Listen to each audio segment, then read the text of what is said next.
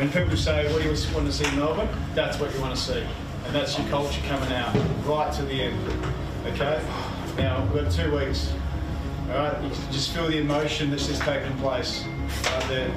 We go with 2 weeks to reset ourselves for the biggest game of your life. It's one we should look forward to. It's one that doesn't have to be any different, but we need to understand that we've only just done the part that needed to be done to get there.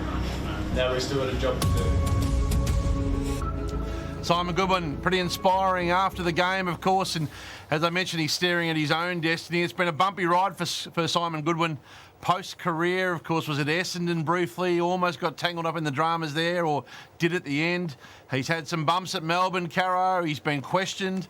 It's going to be a great story if he's a premiership coach in 2 weeks from now. Yeah, another big tick for Paul Roos and his succession plans too, I might add. Hard to believe they were 17th 2 years ago, yeah. Matthew, in 2019, that brilliant team.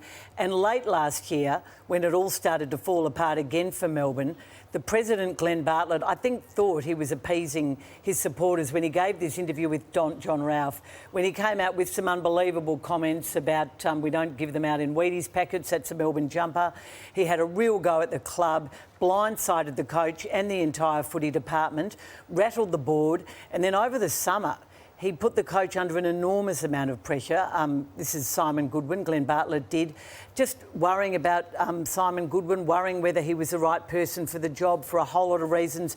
The board hit back and actually voted Glenn Bartlett out and chose Simon Goodwin over Glenn Bartlett. So it's an extraordinary comeback by him. And just watching him so calm in that speech after the game, after that performance. Speaking of Essendon, guys, Hutchie just reminded me of his time at Essendon. They say he's the best assistant that they ever had. And I'll ask him, why is he so good? They said, if you've played poorly, you can walk in or you played well. He has the vision ready to go and he'll tell you, this is why you played well and you've got to keep doing it. Or if you played poorly, this is what you didn't do.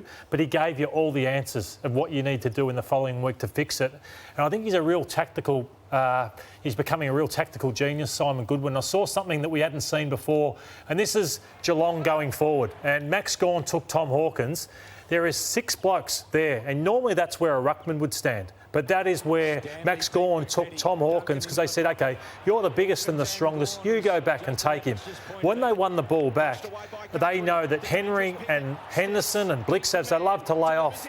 They lowered their eyes to a point where I reckon Henry had his worst game for the year. Blixavs had his worst game for the year. Henderson obviously has had a poor final series, but they just didn't give Geelong a chance and everything was methodical.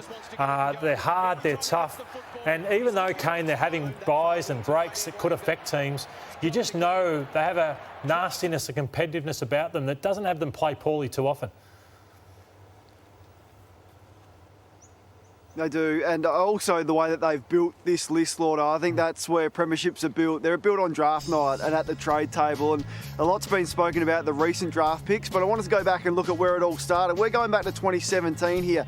Compare this to what Geelong have done, and this is the reason where Melbourne are and where Geelong aren't. So, yeah, you get the players in and those out on the right, but we're going back to the 2017 draft where you got Spargo and Petty, now really important role players, to go, of course, with the superstars that have been there for 6-7 years now in Petrarca and Oliver and Gawn and the like. But this list build it's been a masterclass really for all the other clubs to follow.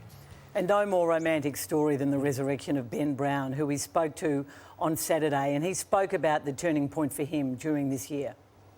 I've had my challenges, I suppose, over the last 12 to 18 months, and that includes mentally. I was dropped from the AFL side. I went back and got smacked at VFL level my first game back, and that probably was the turning point for me a little bit in terms of looking at probably the mental side and what I was doing physically out there on the field, and probably needed to change a few things. By the time I'd gotten to the end of that VFL stint, I knew that I was going to make an impact when I came back into the side. I regained a bit of that confidence. So I think probably being dropped this year was the best thing that could happen to me.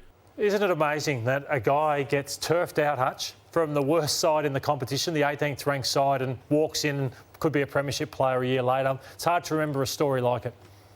Yeah, and it just tells you about club selection, doesn't it, Lordo, when you're in the trade period, which you and Kane are a big part of. You look at last year, he was almost the understudy forward. There was a big market for Cameron and for Danaher. They had the pick of their clubs. They chose them thinking Geelong and Brisbane were the right fits for them for a premiership, and Melbourne were probably not considered in the window at that time. So it just shows you how important it is to pick and pair yourself to the right club along the way.